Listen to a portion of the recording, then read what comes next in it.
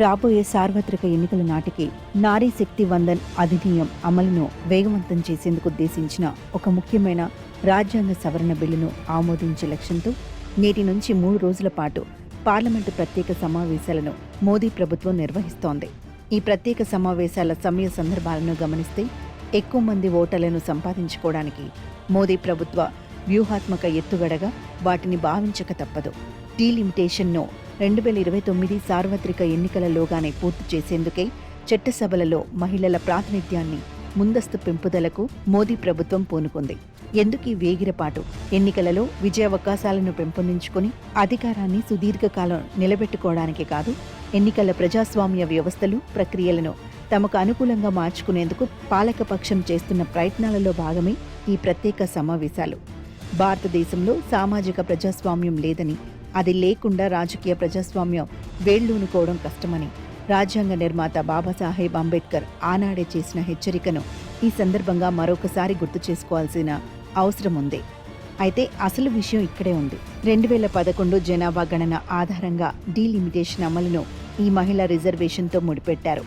లోక్సభ సభ్యుల సంఖ్యను 543 నుంచి 816కు పెంచడం ద్వారా ప్రస్తుతం పురుషులు కలిగి ఉన్న మొత్తం సీట్ల సంఖ్యను తగ్గించకుండానే 33% అంటే ఇంచుమించు 273 సీట్లను మహిళలకు రిజర్వ్ చేసేందుకు నియోజకవర్గాల పునర్విభజన తప్పనిసరి.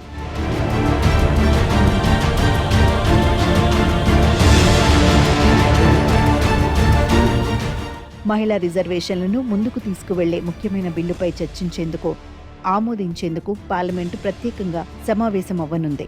దీనిని ఓ శాసన సంబంధమైన కార్యక్రమంగా భావిస్తే ఈ బిల్లు ప్రాధాన్యాన్ని తగ్గించినట్టే. కోట్లాది భారతీయ మహిళల ఆకాంక్షలకు ఆ బిల్లు ఒక ప్రతిబింబం. మహిళలు అభివృద్ధి సాధించినప్పుడే సమాజం పురోగమిస్తుందని మన చిరకాల నాగరికత స్ఫూర్తికి ఇది నిదర్శనమని ప్రధానమంత్రి నరేంద్ర మోదీ అన్నారు. అయితే కోట్లాది మహిళల ఆకాంక్షలను వ్యక్తీకరించిన బిల్లును వారి పరిశీలనకు ఎందుకు నివేదించడం లేదో ఆయన చెప్పలేదు. మహిళలకు రిజర్వేషన్లు కల్పించే ఈ సందర్భం మన రాజ్యాంగ స్ఫూర్తికి అనుగుణమైనది. ఇది ఇంకెంత మాత్రం వాయిదా వేసేందుకు వీల్లేని విషయం అని ప్రధాని మోదీ అన్నారు. అయితే మహిళలకు మరింత ప్రాతినిధ్యం కల్పించడాన్ని 2024 సార్వత్రిక ఎన్నికల్లో ఎందుకు అమలు పరచలేదో, 2029 లోక్సభ ఎన్నికల్లో విధిగా అమలు పరిచేందుకు ఎందుకు సంకల్పించుకున్నారో ఆయన చెప్పలేదు.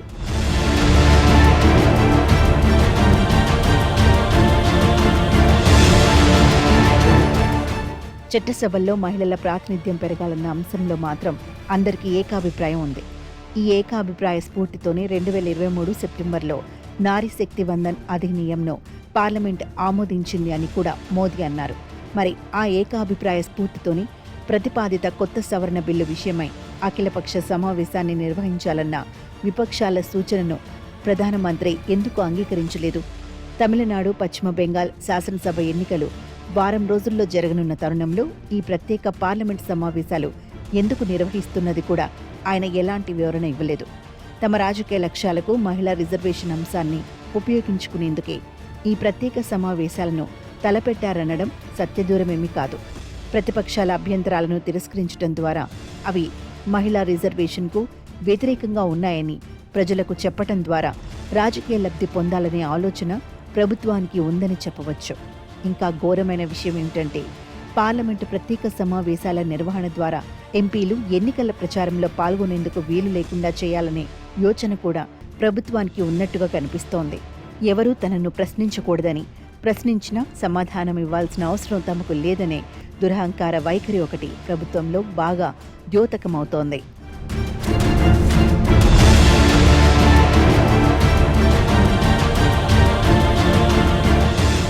మహిళలకు 3/1 సీట్లను రిజర్వ్ చేయాలని నిర్దేశిస్తున్న నిబంధన ఒకటి ఇప్పటికే మన రాజ్యాంగంలో ఉంది. అయితే ఆ నిబంధనలో చాలా లొసుగులు ఉన్నాయి. ఈ రిజర్వ్డ్ సీట్లను రాష్ట్రాల వారీగా కేటాయింపులు ఎలా ఉండాలో ఆ నిబంధన స్పష్టంగా పేర్కొనలేదు. నియోజకవర్గాల భౌగోళిక రిజర్వేషన్ గురించి మాత్రమే ఆ నిబంధన నొక్కి చెప్పింది. అయితే ఈ రిజర్వేషన్ విధానం చట్టసభలలో మహిళల ప్రాతినిధ్యాన్ని పెంపొందించేందుకు ఉత్తమ మార్గం కాదు. అది మహిళా రాజకీయ సాధికారతకు దోహదం చెయ్యదు. 2024 లోక్సభ ఎన్నికలలోనే ఆ భౌగోళిక రిజర్వేషన్ విధానాన్ని అమలుపరిచి ఉండవలసిందే. ప్రతిపక్ష నాయకులందరూ ముక్త కంఠంతో డిమాండ్ చేశారు కూడా. అయితే ప్రభుత్వం ఒక వింతైన అనవసరమైన నిబంధనను ఒకదాన్ని 2023 నాటి సవరణ చట్టంలో చేర్చింది. మహిళా రిజర్వేషన్లు తదుపరి జనాభా గణన ఆధారంగా నియోజకవర్గాల పునర్విభజన జరిగిన పిమ్మట అమల్లోకి రావాలని ఆ నిబంధన పేర్కొంది. 2026 అనంతరం జరిగే జనాభా గణన ఆధారంగా డీలిమిటేషన్ అమలవుతుందని మరొక రాజ్యాంగ సవరణ స్పష్టం చేసింది. మరింత స్పష్టంగా చెప్పాలంటే తొలుత కొత్త జనాభా గణన జరగాలి. దాని ఆధారంగా నియోజకవర్గాల పునర్విభజన చేయాలి. 2023లో ఈ నిర్ణయం జరిగినప్పుడు 2026 అనంతర జనాభా గణన అంటే అది 2031లో జరిగేదై ఉంటుందనేది అందరి భావన. నియోజకవర్గాల పునర్విభజనకు 2 నుంచి 3 సంవత్సరాల సమయం పట్టవచ్చు. ఈ దృష్ట్యా మహిళా రిజర్వేషన్ అమలు అనేది 2039 సంవత్సరానికి ముందు జరిగే అవకాశం లేదని విదితమైంది. 2023 నాటి రాజ్యాంగ సవరణ ద్వారా అంతిమంగా చట్టసభలలో 3/1 సీట్లు మీకు రిజర్వ్ అవుతాయని, మహిళలకు మీ రాజకీయ జీవిత కాలంలో మహిళా రిజర్వేషన్లో అమల్లోకి రావు అనే హామీని పురుష రాజకీయవేత్తలకు మోదీ ప్రభుత్వం ఆ సవరణ ద్వారా ఏకకాలంలో హామీ ఇచ్చింది.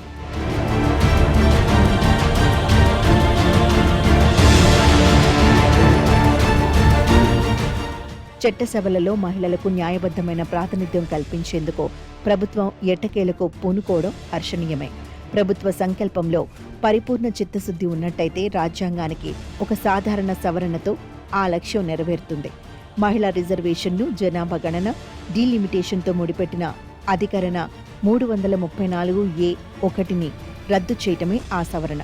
లాటరీ ద్వారా మహిళలకు సీట్లు రిజర్వేషన్ను నిర్ణయించడానికి వీలు కల్పించే ఒక నిబంధనను ఆ ప్రతిపాదిత రాజ్యాంగ సవరణలో చేర్చాలి.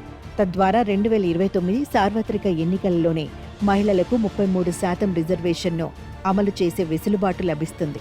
ఈ రిజర్వేషన్ లబ్ధిని ఓబీసీ మహిళలకు సైతం సమకూర్చేందుకు పాలక ప్రతిపక్షాలు నిబద్ధమైతే మహిళా కోటాలో ఎస్సీ, ఎస్టీలకు 3/1 సమాంతర రిజర్వేషన్ సదుపాయాన్ని ఓబీసీ మహిళలకు విస్తరింపచేయాలి.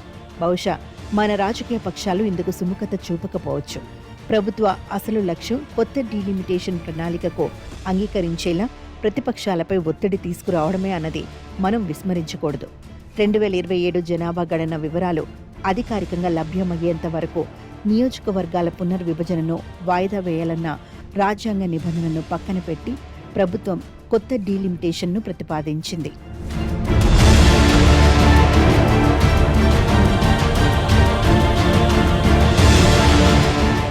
మరింత స్పష్టంగా చెప్పాలంటే మహిళా రిజర్వేషన్ను సత్వరమే అమలు పరిచేందుకే కాకుండా 2029 లోక్సభ ఏర్పాటు నాటికే నియోజకవర్గాల పునర్విభజనను పూర్తి చేయాలన్నదే ప్రభుత్వ లక్ష్యంగా ఉంది.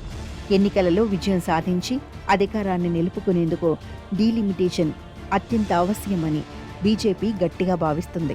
వివిధ రాష్ట్రాల్లోని ప్రస్తుత సీట్లకు అదనంగా మరో 50% పెంపుదలకు విస్తరింపచేయటం వల్ల హిందీయేతర రాష్ట్రాల ప్రాతినిధ్యం సంఖ్యాబలాల్లో తేడా మరింత పెరిగే అవకాశం ఉంది. అసోం, కశ్మీర్ రాష్ట్రాల్లో ఇటీవలి నియోజకవర్గాల పునర్విభజన అనుభవాల ఆధారంగా చూస్తే దేశవ్యాప్తంగా నియోజకవర్గాల సరిహద్దుల మార్పు వచ్చే లోక్సభ ఎన్నికల్లో భారతీయ జనతా పార్టీకి అనుకూలంగా ఉండేలా జరుగుతుందనడంలో సందేహం లేదు.